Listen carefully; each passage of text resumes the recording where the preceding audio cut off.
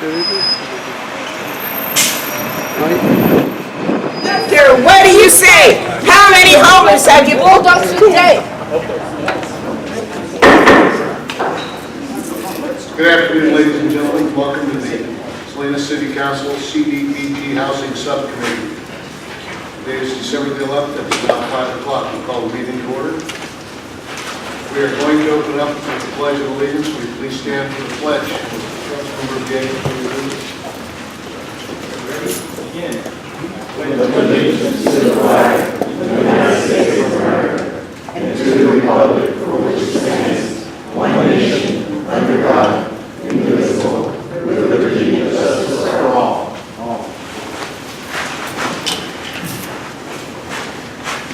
We will now receive public comment from the audience on any items not on the agenda.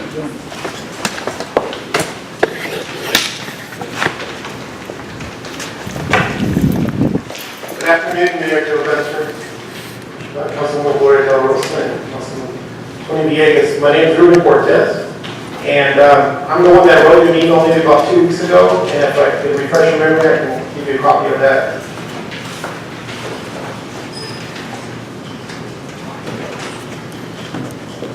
You just had.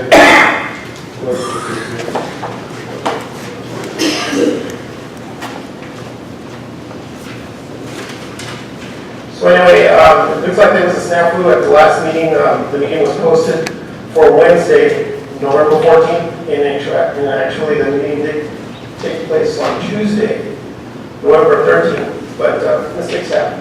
So I was here on the 14th, but nobody else was.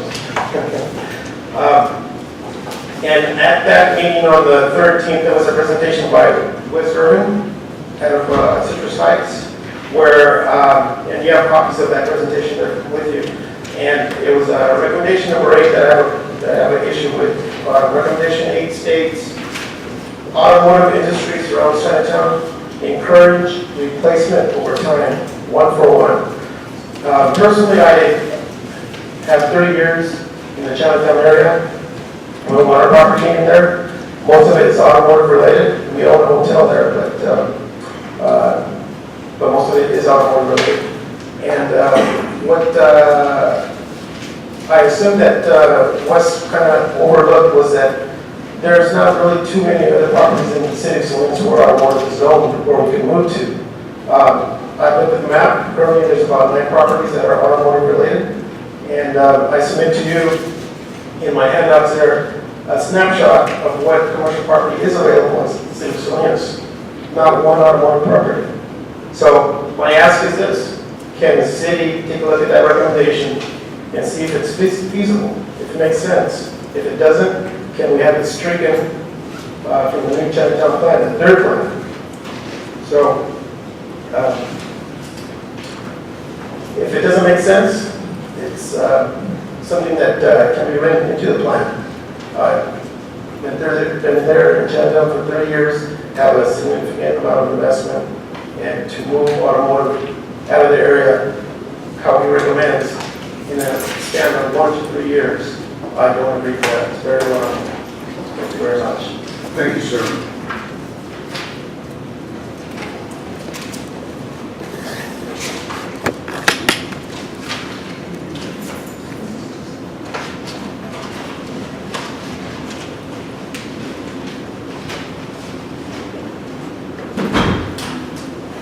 Good evening, board. I'm the president of Creek Bridge area of North Salinas. We're having a lot of problems, violence, prowlers. It seems like every night. We're having speeding, we're having theft, we're having prowlers coming around in the wee hours of the morning, after 2 o'clock in the morning, knocking on doors, looking in the windows. We're having thefts. We have all kinds of problems, speeding problems on Constitution, Rotunda, all the way down to East Salinas, near the shopping center down there at Sanford Shopping Center. We just had an incident at our Vietnam Veterans Memorial at the entrance of Creek Bridge Saturday. this weekend where somebody, vandalism, don't know who did it, they took supposedly a chainsaw and sawed down one of the nice trees at our Vietnam Memorial. And this is what's coming even more and more. The Vietnam Memorial is a threat, and the soccer fields and our playgrounds and schools are a threat with the problems we're having at Creek Bridge and the associated neighborhoods around all the way Rotunda, to East Salinas, to North Salinas. But anyway, I want to bring that attention to you. Even the Vietnam Memorial is at jeopardy now with disrespect and vandalism. Thank you for your time. Thank you, sir.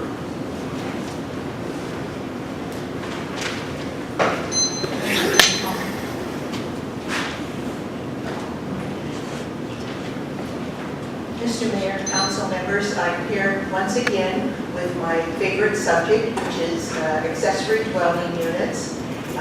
They are housing, and it's housing that if we could start getting it built, we could alleviate some of the people who are currently homeless or are overcrowded. I would personally like to see that every time this committee meets, I would like to hear an update on the ADUs. If they're not happening, then myself and several other people are willing to get the drums out and the bugles out and get the message out, because I think we need to start getting those units constructed. Thank you. Thank you.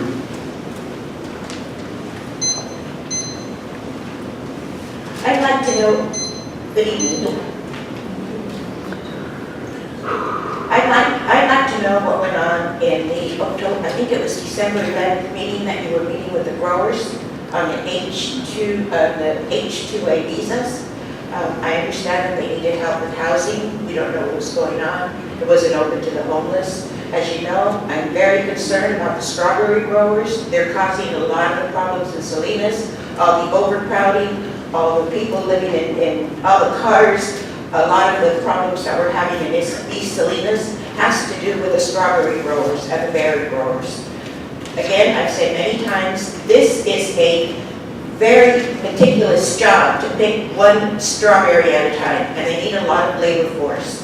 And with that labor force comes all the people to Salinas that don't have housing, can't afford housing, and it's really turned the east side into a dump and a slum. Please, if you address this issue with the growers, please let them know that they need to provide housing and help to the strawberry growers. Thank you. Or to the workers of the strawberry fields. Thank you. Thank you.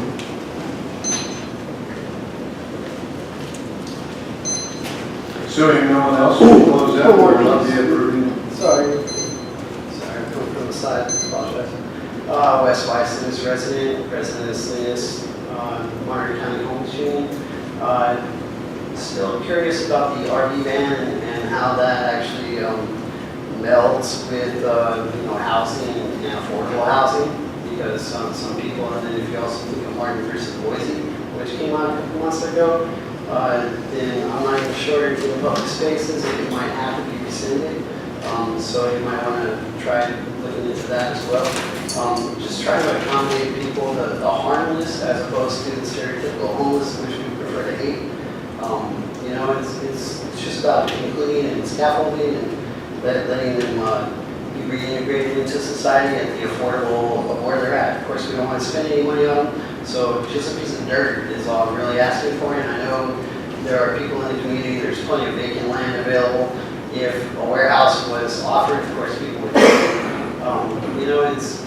But of course, the average liability becomes a concern. Now, if people can keep an organized space and they weren't doing drugs in front of anybody, it's the same as being in an apartment complex. People do drugs all the time. Everybody's drinking every night. So, we just need to look past the mental illness and drug addiction stereotypes, because that's like saying that's the scapegoat right there, and saying those are the only people who do that, because there's plenty of other people who do that too. And we need to be past that and just realize that what we're looking for is regulated behavior, and that for the homeless, there are people too, and they need to be more integrated in the this housing subcommittee and the way the city deals with sweeps. And I mean, like, the guy that jumped in the dumpster, I mean, he's risking his life for what the authority has already said is trash. And I mean, obviously it's important. So I mean, we need to start thinking about how we deal with people a lot better. Thank you, Mr. White.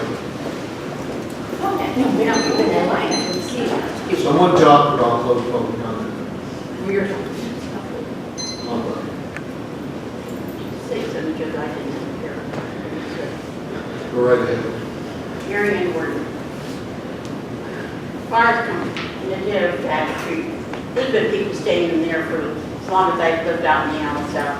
Because I used to walk that. And that's where I really got involved in the late 80s and 90s to see if we couldn't do something about cleaning that area. So it's not just now. We make that very clear. It's been going on for years. And the other thing, these people that are complaining about the homeless and finding a place for them to live, I want to know how many of them have come over here to the shelter or the one on Market Street to see those babies and those little kids sleeping in there on a warm bed or a mat with some food to eat instead of being out in the street or in a car. Because if you've done that, you're not going to be complaining about finding a home and building a home, not maybe one, but maybe 2 or 3 of them around the city so they could sleep in. Because any parent that wants to deny a place for these children to sleep in, I can't understand. My children, my boys, they were so rest in peace, used to bring home homeless men that they found living under trucks and carports and feeding them and trying to find a place for them to live and a job. Not only once, but twice, but I have 4 boys and they've all done that. My 3rd son found a woman with children who actually had his truck stolen. She found it not only once, but twice it was stolen. And he loaned her his 5th wheel so she could have a place to live with her children. Thank you, Mary. We should all be doing the same thing. Let's find a place for these children to have a place to sleep at night. I don't care where it's at. Congress Benetti, and just for items not on the agenda, I'd like to say as far as the agenda itself and the transparency of this meeting is difficult to find. This wasn't even on the calendar, and so it's a matter of transparency. If the public doesn't know, the public can't come. I don't know what the goal is to get the public here and keep the public out. But if it's not out there, and so it's when news started going out about this, which was I think on KIMA, and that's less than a 24-hour notice, which is not really keeping with the Brown Act if you're not going to notify the public. So if the public's not here, because you're not telling the public. So thank you. It's on the website. They're not for a reason. Only today. No, they're not for a reason. Sorry. Good evening. My name is John Gay, long-time resident. I have a little heartburn with the Creek Ridge situation. My heartburn is, as the young lady just mentioned, the families, the kids, and a place for them to stay. With the new shelter coming in hopefully sooner than later, they'll have a temporary location to stay. We need to work on something further than the temporary. As far as the location, I'm requesting the PD. I'd like to know how many violent incidents have happened with homeless in the area, Creek Ridge, versus how many incidents have happened in Creek Ridge which were not homeless, which were overcrowded residents, which were too many cars in the driveways, which were whatever.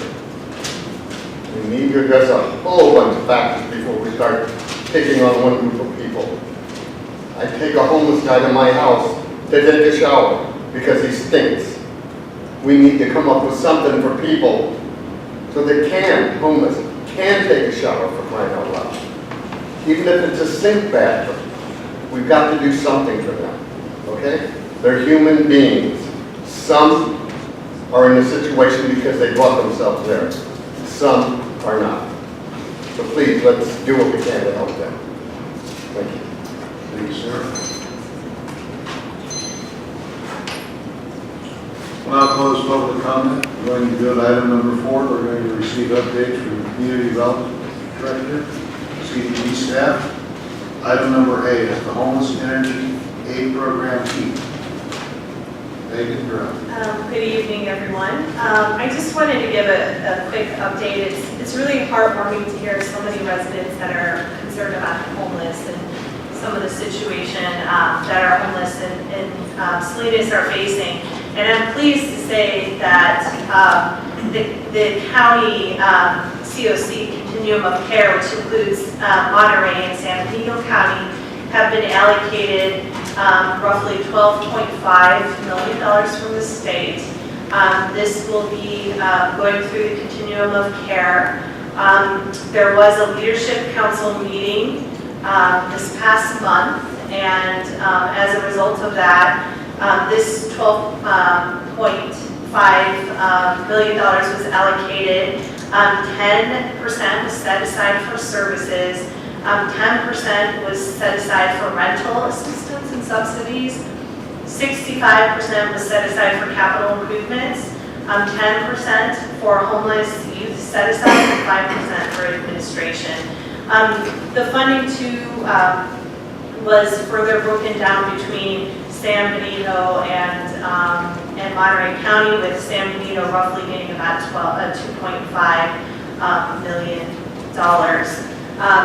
The discussion at the Leadership Council really focused on capital improvements because I think there was an understanding that this may be one-time only money, and to make the best use of that one time and really try to move the needle on homelessness. I did want to report that the COC did host 4 community meetings, and they also had a meeting with service providers. The 4 community meetings, there was one held in Salinas, one held in Seaside, one held in Newfield, and the last one was held on the 30th Castroville. And staff from Salinas attended each of the community meetings, and I think what was shown is there's a lot of passion and similar thinking about what kind of homeless services need to be provided.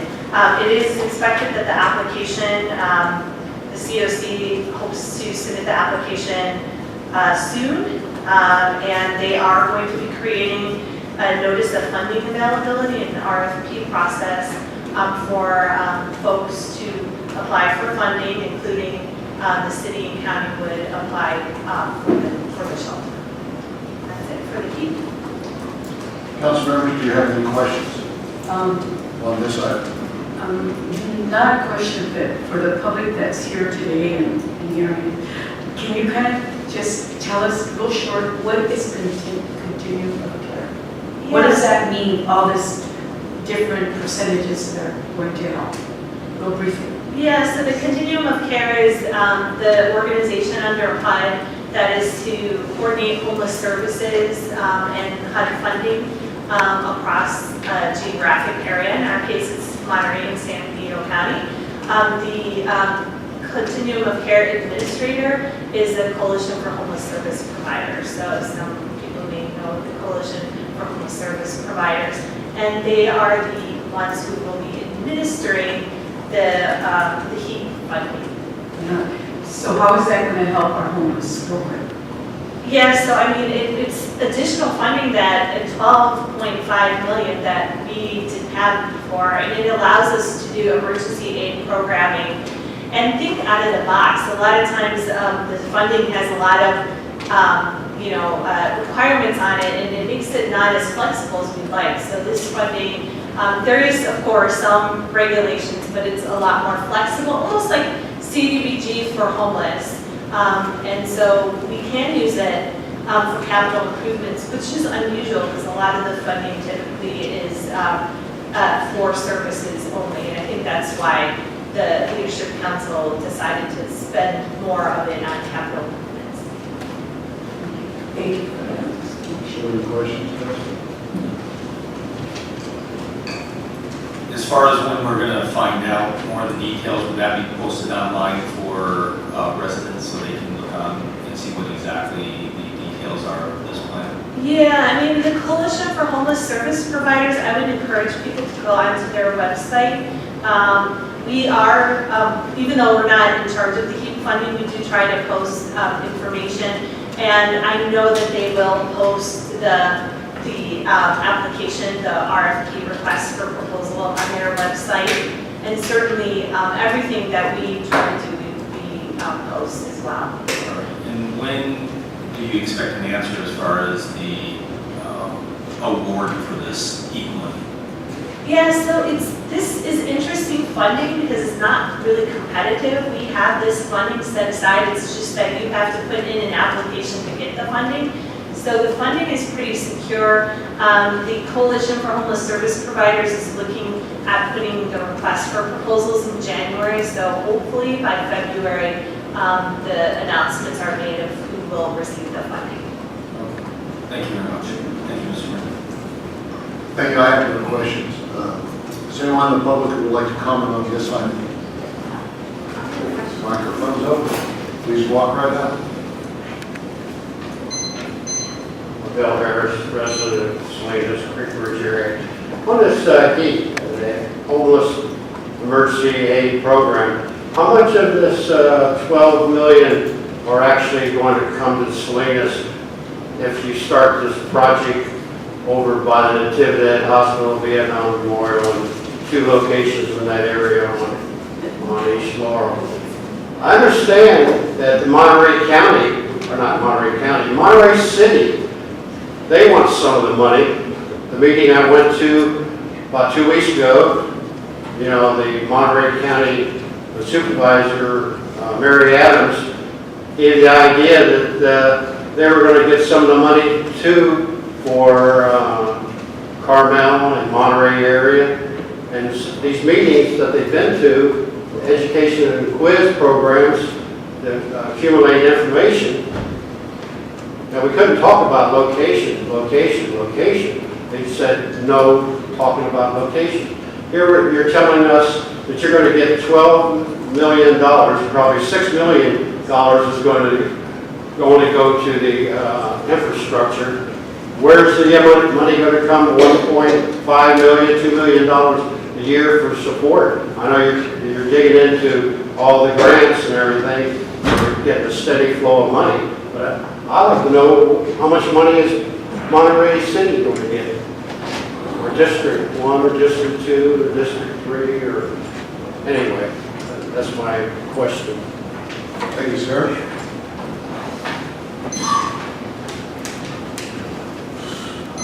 Hello, Council. My name is Pat Rubin. I just have a question for clarification on the 855 East Laurel Drive.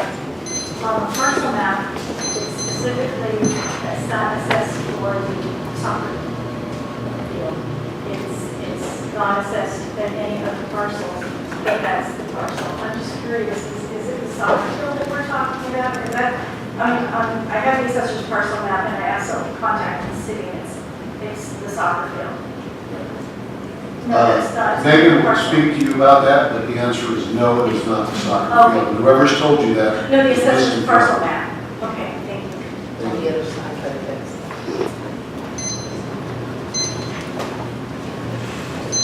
Yolanda Hayes here. As Mr. Harris said, we were never notified of the location. We attended all these HEAP meetings, and every time we were at the HEAP meetings, they would tell us this is not the right venue to discuss the HEAP location. That's another venue for you. Nobody's ever talked to us. We haven't had one meeting about the location, and the east side is very upset because you're putting this homeless shelter there. In Salinas, most of the residents, at least 50% live in the northeast area, at least 4,000 homes. We are 75% English learners. You're redlining our community and pigeonholing all the cities, all the counties' problems to the east side. We pay over 16 million in property taxes. The two locations on Laurel and Natividad for your plan is wrong. You will need to decrease the Northeast residents' property taxes by 10% to mitigate the loss of our property values. 855 East Laurel is the wrong location, the wrong location, the wrong location. We have jogging trails, schools, parks, and soccer fields in the area. You disregarded our input, recommendations, and suggestions to alternative locations and reduce capital costs. We don't know how the facilities will be operated or managed, and who qualifies to occupy the facilities. What happens to those 40% that aren't allowed in the facilities? What will be the disqualifying or qualifying process to let them in? The homeless population are not allowed to have substance abuse problems. Will they be roaming our streets and neighborhoods? What about the unregistered sexual predators and people that don't want to be accountable to anyone? Will they be roaming our neighborhoods like they currently are now? Why should we expect all Monterey County's problems, homelessness, to become the California capital of homelessness? What a blight you're creating in our community. Pox in your community. Thank you. Thank you. Good evening, Mayor. Rotunda. My name is Angie Ortega. Creek Ridge residential area is not the place to place the homeless shelters. We have hundreds of children playing near and close to where the shelter is going to be. The playgrounds will be contaminated with biohazards, possibly Hep C, HIV, or AIDS. There's going to be bloodborne pathogens because of unused needles and needles that are just left there. I also want to mention the little bit of rainfall that we had last week. We have farmlands, and that fecal matter that may have been in the creek washed off into the Higashi farmland. So are we eating contaminated broccoli or other product? Because they don't grow leafy greens there, but for sure, broccoli. So is this what we're eating? Because has anybody thought about maybe placing porta potties, showers for the homeless throughout the town? What is the issue there? We're going to have unregistered sex offenders. We're going to have children walking to and from school. Some parents are employed. They can't transport the children. We have Megan's law issues that we may be confronting. Council Member Davis has accused Creek Ridge of United of lying, fear, mongering, dehumanizing homeless. We're not doing that. We're not saying we don't want the shelter. We say the location. Please help us with that. That's all we're here to say. Thank you. Thank you, ma'am.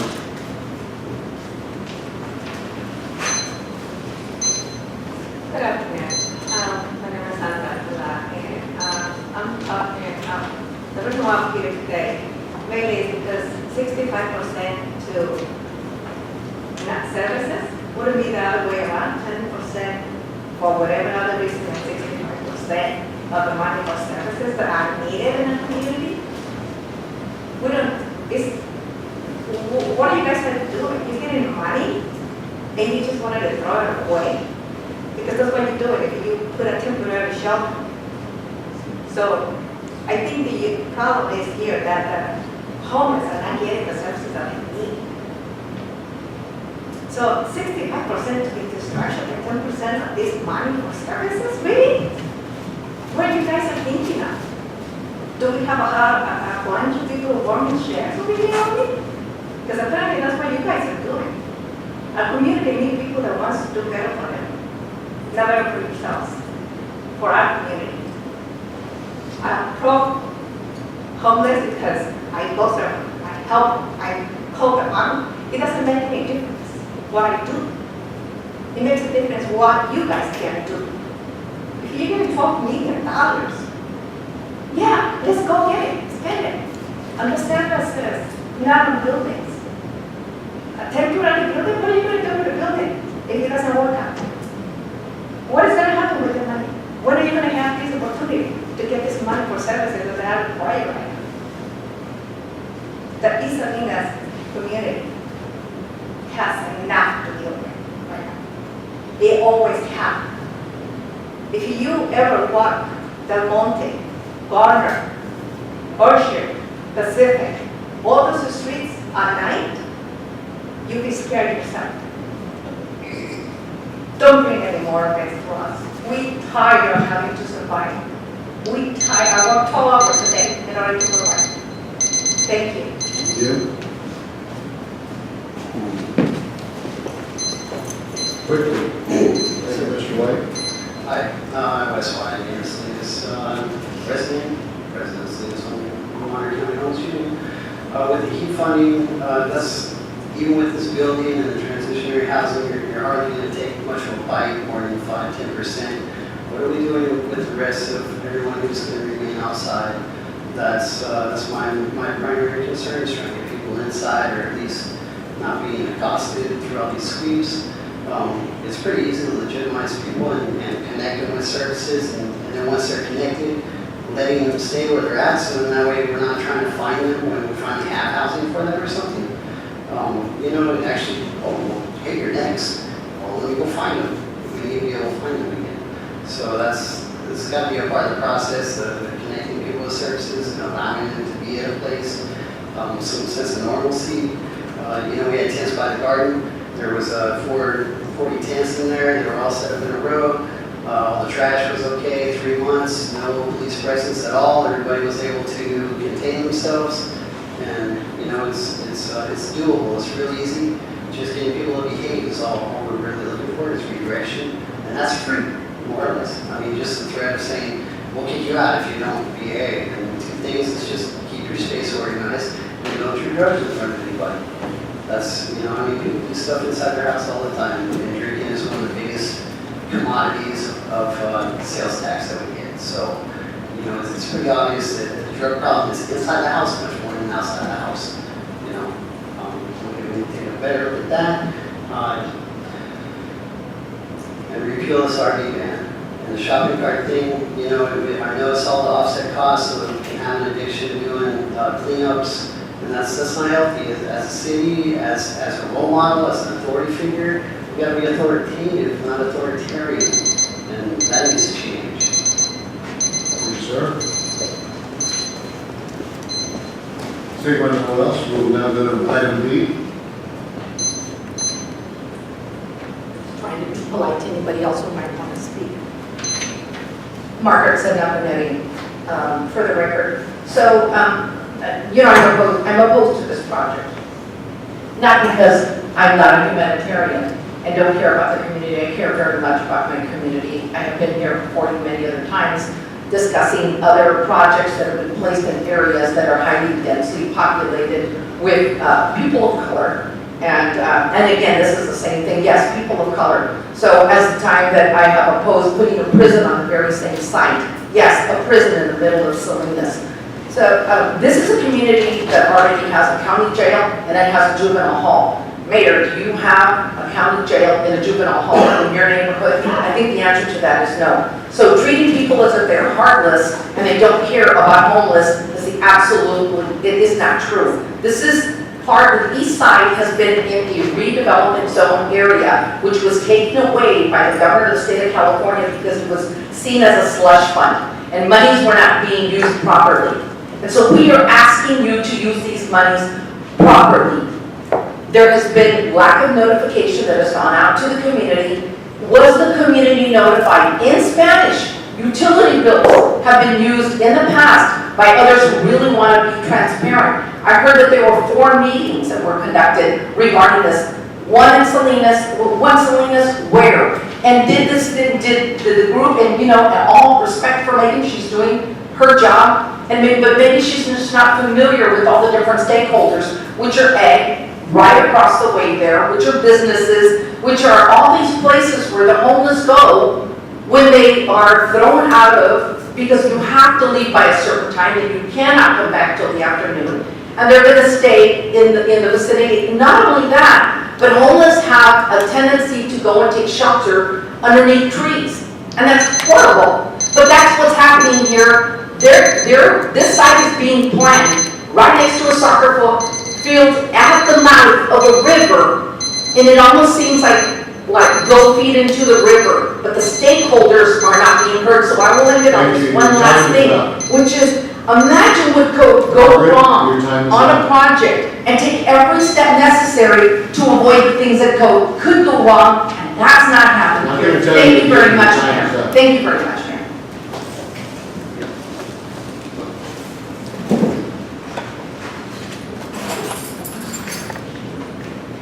California Emergency Solutions. CESH. Mayor, council members, CJ Valenzuela, senior analyst here at the city of Salinas.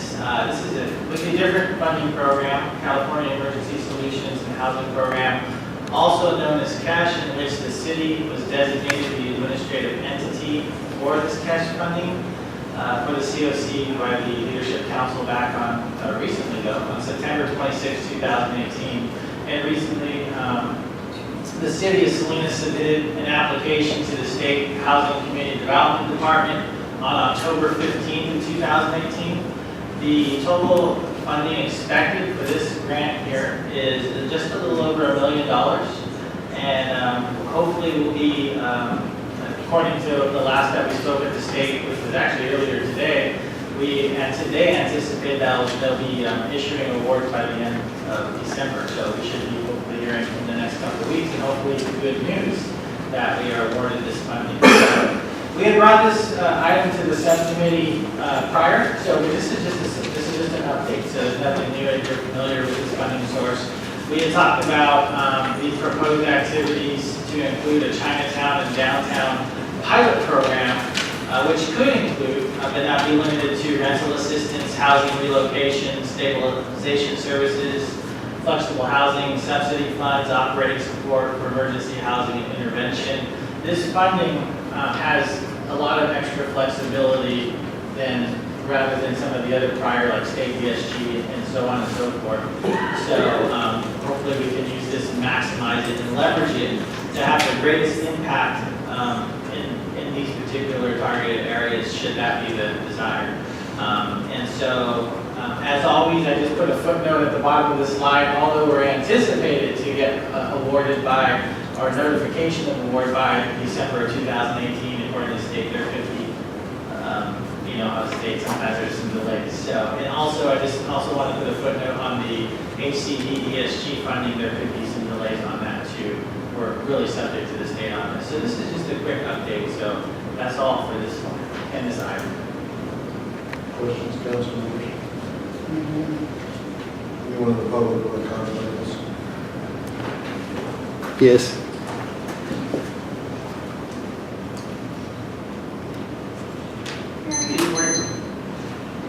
I'd like to know, what kind of buildings are we building? Is it going to be a portable building that's going to be put there, or a permanent building, or exactly what kind of material is going to be built for the home? I'm going to answer this rather quickly. We don't know whether we're going to build anything or not. There's a big assumption that there's a house being built or a building being built. We don't know how much money we're going to get, or all the money's going. So this particular slide here covers what we're doing in Chinatown, where it's been suggested we keep all of the homeless and the children. So we have no answers to your question about what questions we're that have going to been asked me, and I forgot to mention it a little while ago, so I... We have no answers to that as of Okay, this time. thank you. Thank you. Mr. White? Yes, sir. So, as far as this money, maybe you could redirect some to some showers, in the seaside. They've got a homeless community there you might want to try to model some example with. Probably very familiar. But they've set aside like $60,000 to Patulo Swim Center, and people are able to use the showers overnight. We've got the little next to Sugar Hall, 1 or 2 or what. You've got Cardinal, I guess.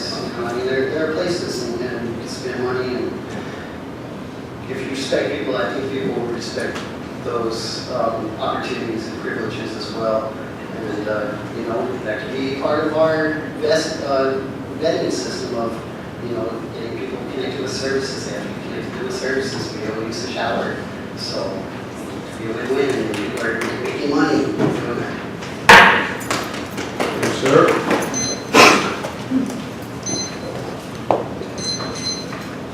So I do think it is very important that we remember that homeless people do have dignity and they do need somewhere to be able to use facilities. And many times they're, yes, and so many times they're forced to try to find somewhere. And so that is very important. And no, it is not suggested by everyone that, that all the homeless just be hidden in Chinatown, because I think Chinatown has its own history as well. As those who may not know, the 100 block is part of Chinatown, but it's not being utilized by Chinatown, it's actually being used by Mr. Taylor. So Chinatown does need to be respected. There is a chain link fence, I remember a chain link fence that was put up in order to try to house all and keep all the people in Chinatown. And we shouldn't be bulldozing people and dumping them from Chinatown into the dump yards, because that's not coming from the community, that's coming from the city.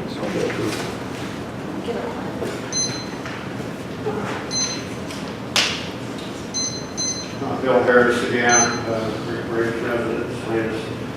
My thing just came that I thought about, that you've been talking about on this downtown revitalization program, got tongue tied here. You're talking about new apartments and reasonable rent apartments downtown. And the question at the city council, and we've been talking about, you know, we're going to put these, take over buildings and try to get some kind of apartments, low income, middle income apartments. What about the problem we haven't resolved yet, we talked about too much, is the parking situation that we have already in downtown, Old Town Salinas and Chinatown area. It's going to be a lot of parking problems over in Chinatown with your new building going up at 96. I think it's 96 apartments that are supposed to be reasonable rates, and some of them are going to homeless people in the future, or are already going to the homeless. Anyway, that thought crossed my mind. What about the parking? Where's the money going to come from?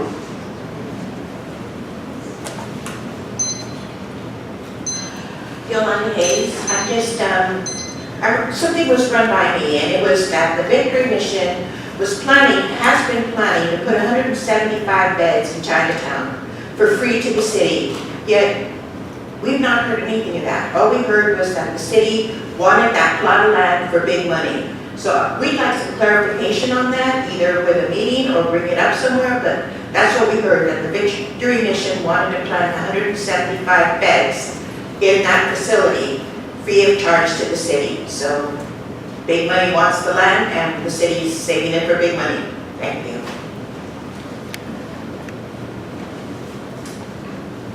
Now go to the next item.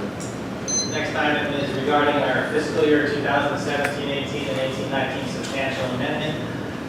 Speaking of the Moongate Plaza project that was just recently mentioned, that's a total of 90 residential units, 88 for affordable and two manager's units.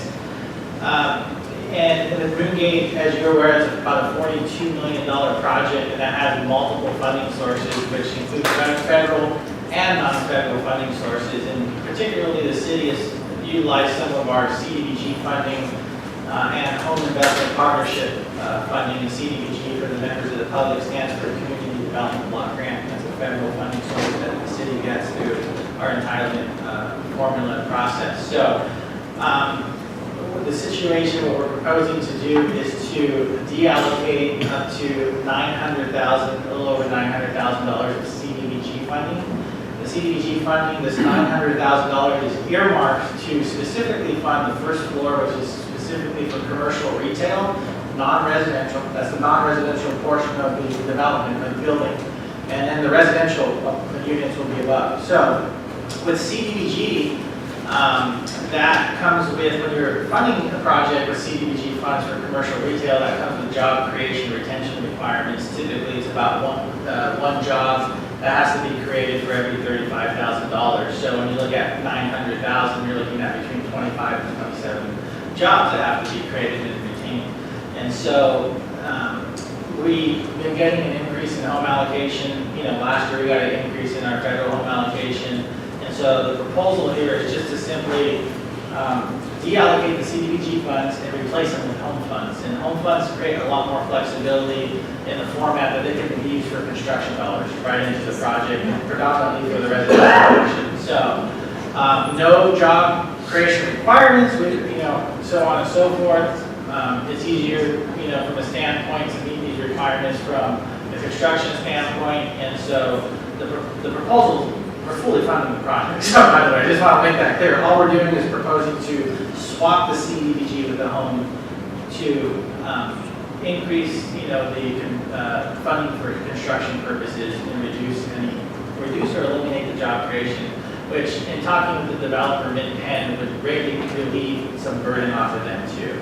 So that through this substantial amendment, we would deallocate some funding from the prior fiscal year 17-18 in the amount of about $446,000, and then take CDBG funds in the amount of about $453,000. That's how you come up with the $900,809. And then we would swap the funding with our home, what we call program income, which are funds that are generated back into our revenue account, and also our next year, fiscal year 19-20 allocation of home funds. So it would just be a clean swap dollar for dollar. Mid-Penn has already submitted this proposal to Bank of America, who is their primary investor for the tax credit purposes. And so we should have an answer as well if the investors are okay with this. But we wanted to bring this now to let you know that we see it as a win-win by swapping the funds out. And hopefully we'll have an answer in early January from Bank of America. But we wanted to bring this now because we'd like to, if B of A approves and we get your recommendation and blessing to take this to council, we'd like to put it on the January agenda so that way we can execute the amendments and the necessary documents to make that swap happen. And what happens by deallocating the CDBG funds for the Moongate Plaza project, now suddenly you have $900,000 of CDBG funds that needs to be used, right? Because we're just swapping the home for the CDBG. And so we also, through this substantial amendment, we'd also be proposing to utilize up to $900,000 of CDBG to fund Interim Inc., who you might be familiar with, who we fund for a different funding source for 2 proposed projects that would include rehab projects on 439 Soledad Street and 235 Martella Street. 439 Soledad Street is an existing single-family home that's being used for shared housing. And then 235 Martella Street is a 5-unit multi-family residential complex that they need significant upgrades. So we feel that if this substantial amendment is approved, we could spend that in a viable and eligible project or projects prior to, we want to expend as much money as we can with CDBG prior to April 30th, because with CDBG funding, there's timeliness deadlines. Okay, so it's not like we can just sit back on these CDBG funds and let HUD know, hey, we're sitting on them. They run a report every April 30th against us, the city of Salinas, and we have that meet certain expenditure deadlines. So by deallocating the CDBG funds from the Moongate project, they would propose to go into these 2 projects and spend it. Our home funds will go back into the Moongate Plaza project. So it's kind of a little bit of a puzzle, but when it's all said and done, hopefully it'll work out. That's the proposal. So that's what this substantial amendment will entail and cover. Let me ask you a question. Do we need to have a vote on this tonight from the committee? Well, we like a recommendation to take the proposed substantial amendment before you to council for approval at council level. So All right, that would be accurate. Yeah. we'll get there. Council members, any questions? As far as moving the monies over, reallocating them, is there an issue as far as being able to complete these other projects with the funds available? Yeah, and that's a good question. We may be able to complete the other projects by April 30th of next year if we move fast. But even if we didn't complete the other projects by April 30th, that's kind of like our target deadline for expenditure. We feel confident that we'd be able to draw and expend a significant amount of that $900,000. So by the time HUD runs that report, So the goal is to complete them by the project deadline, by the timeliness deadline of April 30th. I can't guarantee just because, it takes time to execute documents, get things in motion, but we feel confident if the projects are not completed, that they will be far enough to where we will still be in compliance. So. All right, thank you. We'll go to the public. Any comments on this item?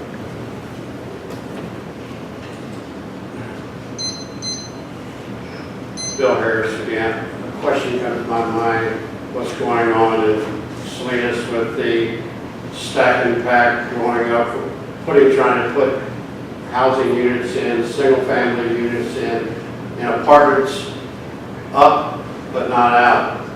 That's the problem with Salinas ever since I've been here for 20 years. They got that stack and pack building mentality. You won't extend out. You stop new housing areas from being developed.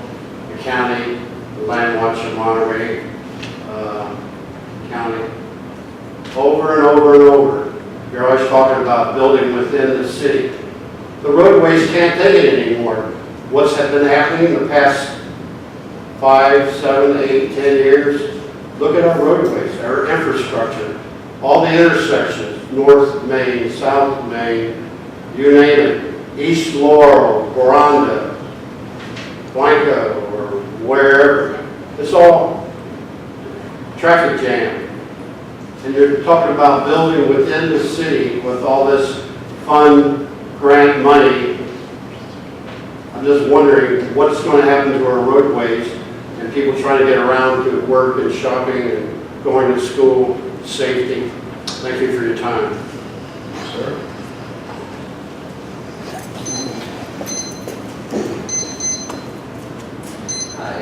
You mentioned the Moon Gate.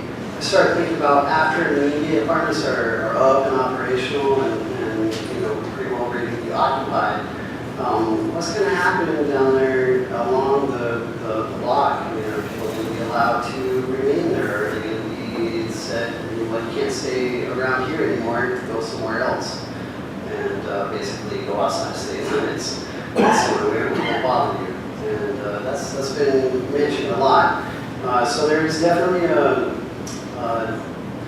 lot of rumor going around, and I guess I appreciate some reassurance that what's going to happen with these people and how are we going to gently relocate them if that is the plan, and to also allow notice as well for the service providers, because there's about 3 or 4 entities down there that gosh, we're going through struggles for the lot there that needs to be tops and the swing doors. So what intention is the city really having toward the revitalization plan, I guess?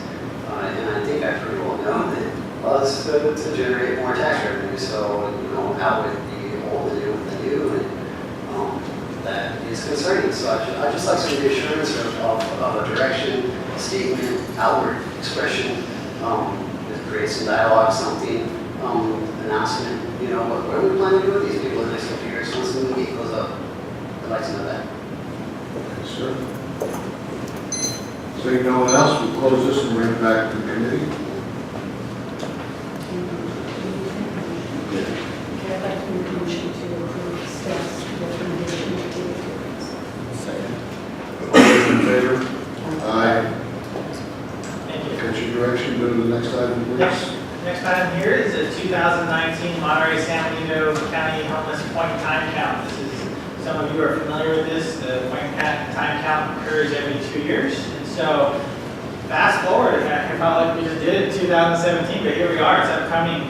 The official point and time count for 2019 will be conducted on January 31st of 2019, specifically between 4:30 a.m. and 10 a.m. The times selected obviously are not dictated by the city, but those times are typically, the thought process is to try to get the most accurate count possible, so therefore that's the time slot that was provided. So city staff, the COC, so on and so forth are encouraging and would like to recruit as many volunteers as possible to be part of the census so we can get the most accurate count. In talking with the folks, they want to see if we can get so many volunteers where we can also have a real more accurate count down South County, Greenfield, Soledad, and not just the more populated areas like Salinas and Monterey, Seaside. So just encouraging, this is just an update and notification to notify the public that this is coming. And how you volunteer, we go to the next slide there for me, Joel.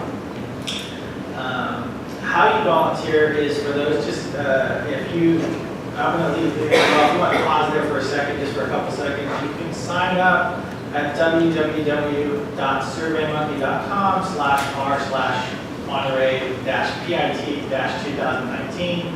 When you click on this link, or when you copy and paste this link, Joel's going to take us to the actual web page.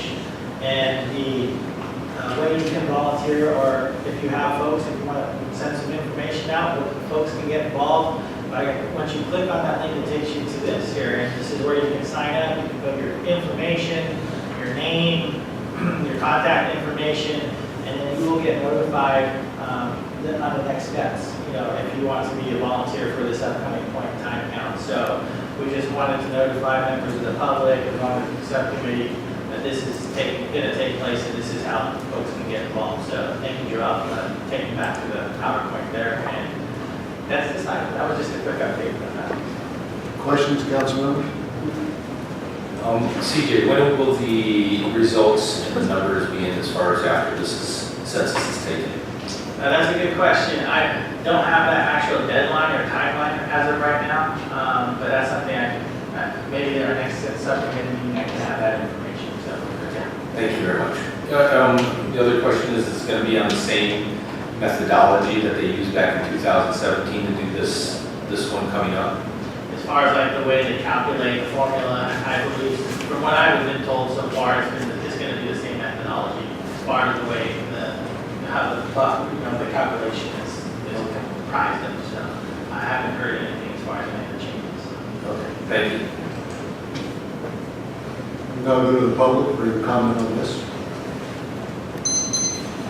Margaret Subcommittee. So my question is, regards to the time that you allotted 4:30 to 10, is that based on the, idea that you're probably going to catch people in one spot before they disperse? So like the 4:30, are we talking about people waking up homeless? I mean, where's the 4:30 to the 10? And then what's the methodology around that? If you can go a little bit more detail on that. The time was not approved by the city of Salinas. As I mentioned earlier, this was the direction that we get from the COC, the continuum of care, and that's what was the time that was, relayed to us. And so we didn't have any, dictation over that. But the thought process is between 4:30 and 10. Typically, that's when you can get the most accurate count in that time frame. Folks have not per se already got up and moved. You're probably going to catch the most in that time slot. And we're actually, what happened, I know it's a wide time slot of 4:30 to 10, but I was actually involved in the 2017 point in time. And what we did, really, even though there's that big gap of time, the majority of the count happens earlier, between 4:30 and like 6:30. I mean, that's like, 10 you're already phasing off, But the thought process is simply to capture the most, the population at its greatest, when they're probably still, not mobilized at that early in the morning. So that's the thought process. I have a question. I was involved a couple years ago also when we did it. And we went out and asked some homeless to volunteer because the homeless felt more comfortable dealing with fellow homeless people. Okay, are they going to have a payment program for them, or again? I'm sorry, I missed the part of Okay, it. for the homeless people, all right? You guys, when we had homeless, they actually come and trying to get some homeless people to volunteer, but I guess they were going to be paid to go to the homeless sites to actually talk to the homeless people there. Versus me walking up with a nice bow tie or something, right? Get the hell out of here, all right? Whereas, are we going to try and use homeless people? The goal is to definitely get as many members of the public representing all different backgrounds, but definitely the homeless population, or members of the homeless population, individuals that were homeless in the 2017 were also part of the count. And we actually are encouraging, and we want that information, because there's information, like you said, I'll be honest with you, I work in an office. I'll be honest with you, I was talking to you right now. Homeless folks will know better where to find them.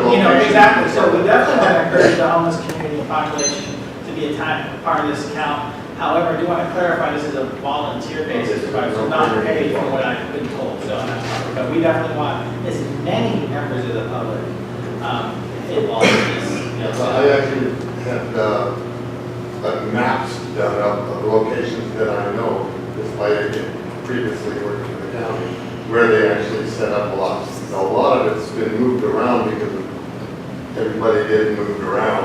So there's a lot of new locations, but I think those need to be highlighted, like Red Rat, like some are no longer next to the highway and stuff like that. Yeah, we'll definitely take it. Maybe we'll get you to sign up. So. Thank you for your input. Okay.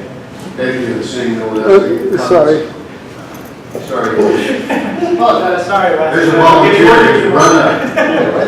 Trying to jump in, everyone, apparently everyone of these two people asked the same question at the point in time for, they are looking for homeless guides.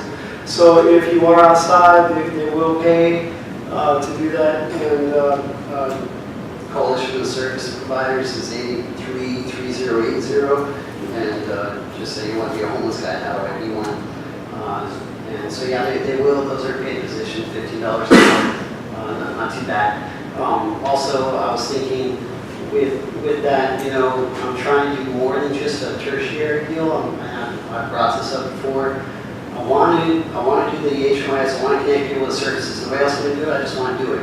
I don't care if I get paid or not.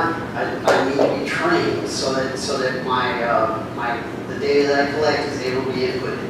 I did this before. I put in 44 people, and none of them could be inputted because I wasn't properly trained. So I'd like to be able to do that. If you can help me do that, I'd like to do that. And then I'd even like to expand it on, well, what kind of services have you asked for? How long have you been waiting in line to be able to get these services? What's happening in the meantime? How many times you've been swept from here and there and everywhere? Get them registered to vote.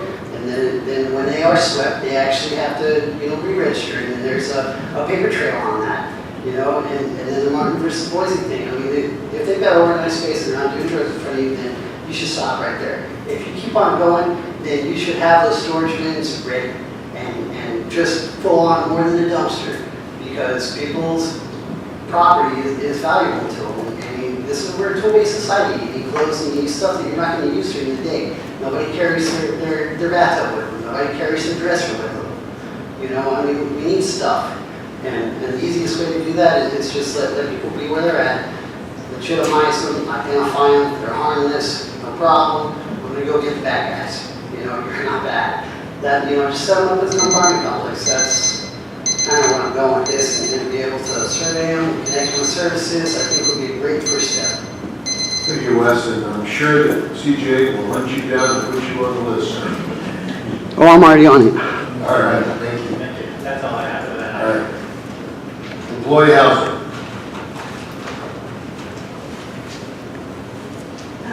So I don't want to get into too much detail, but I think there was some requests about follow-up on the H2A enforcement that we've done. And these are just kind of a breakdown of the number of units that were inspected, occupancy, number required to correct violations, citations, and basic information. And I did want to mention that code enforcement and myself and the mayor attended a meeting of the Department of Labor and the Housing and Community Development to discuss kind of the administration of H2A workers, and I think it was really illuminating for us, and we really learned about a lot of the regulations. I think folks don't realize that folks that come to our country are extremely vetted. They are required to have housing and meals. And so it is pretty regulated, and I think we had a really good conversation about working together to really make sure that the programs are run well within our jurisdictions. And there were folks also from the county as well.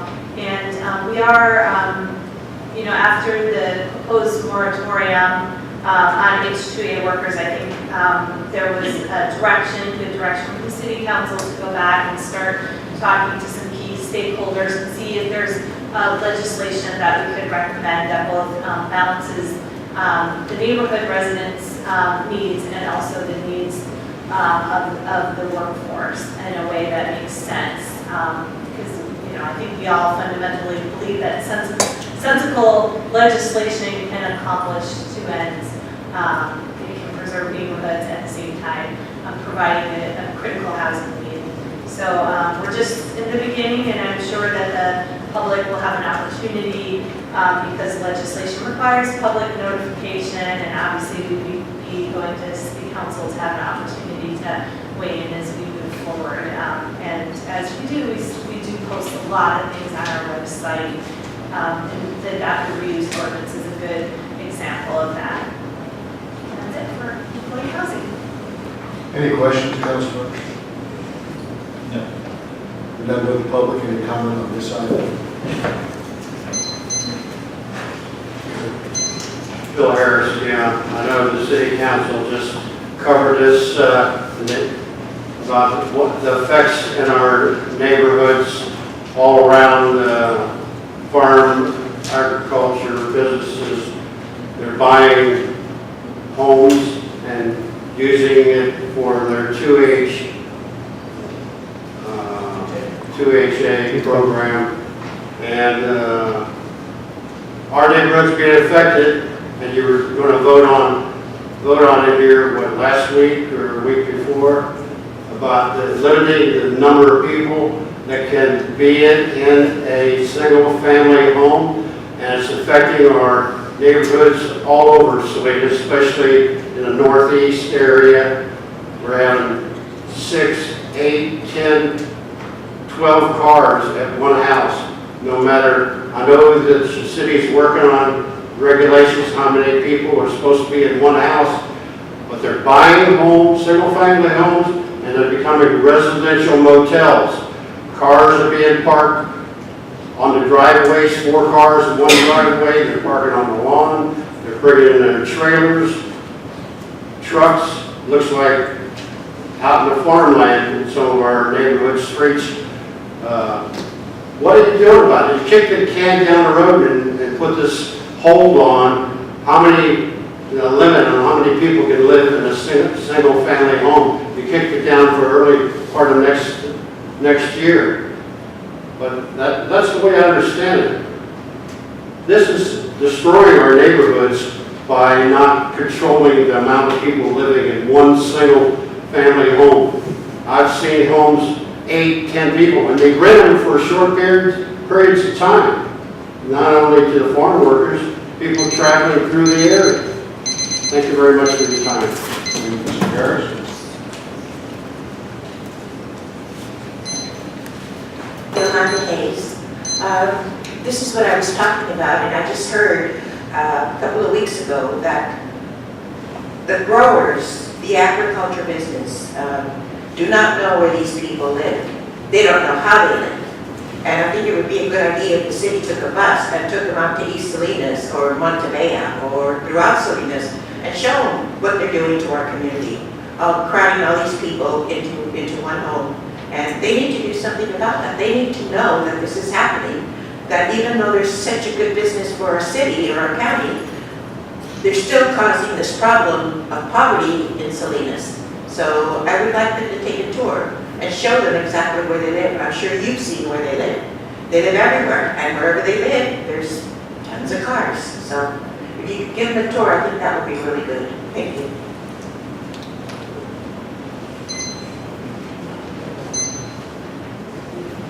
I know it's me again. Sorry. I don't have a problem with having that shade H2A program because there's a lot of help for a lot of people. Believe me, he helps a lot of people. But the problem that I have with this program is that nobody has control over the contractors to bring these people over. And that is a major issue. There's a lot of money going under the table. You do this for me, I'll get that back for you. Pay a little bit more attention to where you guys bring people to work and who represents the community. These contractors are coming, they bring you people contracted. And like they say, if I give you so many thousands of dollars, I get away with what I'm doing. Look into what you guys are doing. Who is responsible? Who controls? Who goes and checks into these contractors? Nobody does. And I know for a fact, believe me, I'm not talking just pointing fingers. I know who it is and what they are. And this is happening among everybody's eyes. And we want to look away from it. Why? Because we don't want to admit that that is happening. So please, please, listen. Do your jobs. Go out. See what people are going through. Don't just see from where you're seeing it. Because life is not what you live. Life is what we live and have to go through. So please, I'm nothing against that. Help, benefits. They don't get health insurance. They don't get nothing else but a salary, and they work 10 to 12 hours a day. They don't get overtime. They don't get any of that. Who's controlling all that? Who's supervising that?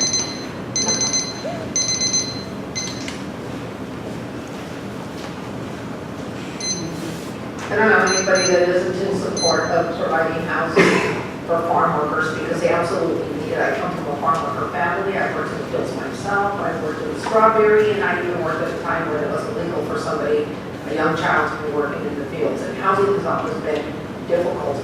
It is true that the system, the way it's set up right now with contractors who separate themselves from the farm, from the owner and grower themselves, are able to avoid providing benefits. I mean, thank God, Rio now just unionized and is providing a decent wage to their workers, but not everybody else is doing that. And it does create density in an area that is over impacted, like East Salinas. And it does push them down the road. And I have seen myself what people go through when they're all crunched into an area like Salinas, because it's not just here, it's everywhere, it's unaffordable. They don't pay a living wage, let alone even somebody who's not working in the field does not get a living wage in this area. But the cost of living is extremely high. And so you see many people being, and when they're separated from their families, so you have a lot of single individuals living, and I've seen it myself, where they build the homes and then they rent every room. And it is true that because of the way the code with how many, with setting a limit on a home, like for example, a house with 5 bedrooms, they take that into account, but part of the bedrooms, like the living room, is considered a bedroom, and then they end up with people in the garage. And it's just disrespectful to them as workers because they're the ones that are picking the crops and they're not being respected. So I would ask that, yes, you take a look at what, it's not enough to just say we're going to do something. I actually agree with the person that said take them on a tour. Absolutely agree with that. Maybe sit them down and have them take a look. And maybe you get to let the farm workers have these conversations with the employers from behind screens so they could actually tell the truth. Thank you.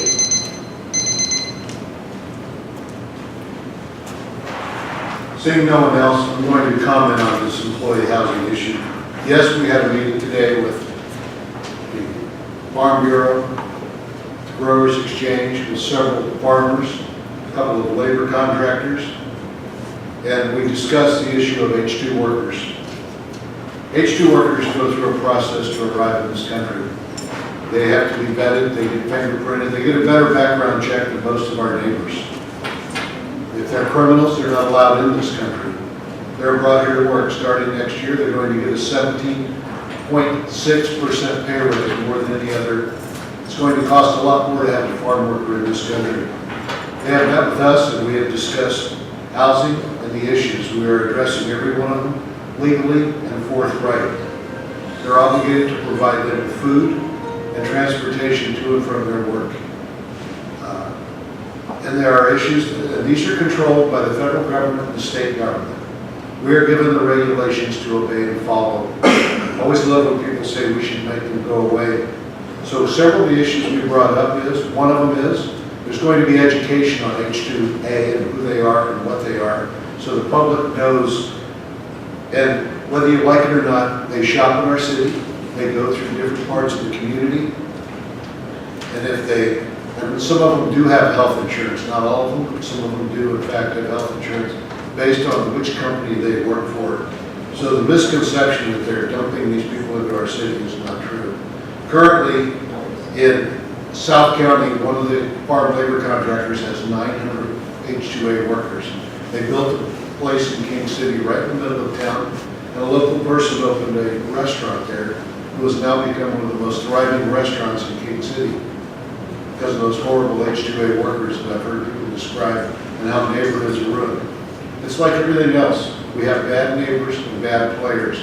We're going to be addressing all of these issues, and we're going to look at it. And as we go forward, you will have more information provided to you. Yes, this was not an open meeting to the public.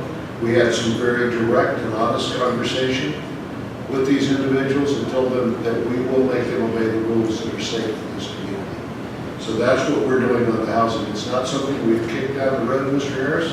It's something we are in fact addressing and moving forward. And a majority of these folks don't own cars. So people with cars may be just your good neighbors and have a lot of children or relatives living with them due to the fact we don't have housing. I will speak now as a housing subcommittee member. We have met with the future growth area people. There will be housing built in North Salinas, probably about 4,500 homes starting in the next year. There's going to be roundabouts out on Rotunda Road. I think you're going to see a little more activity in the growth of housing, so hang on for the ride. Any other comments from my council members? This meeting is adjourned. Thank you.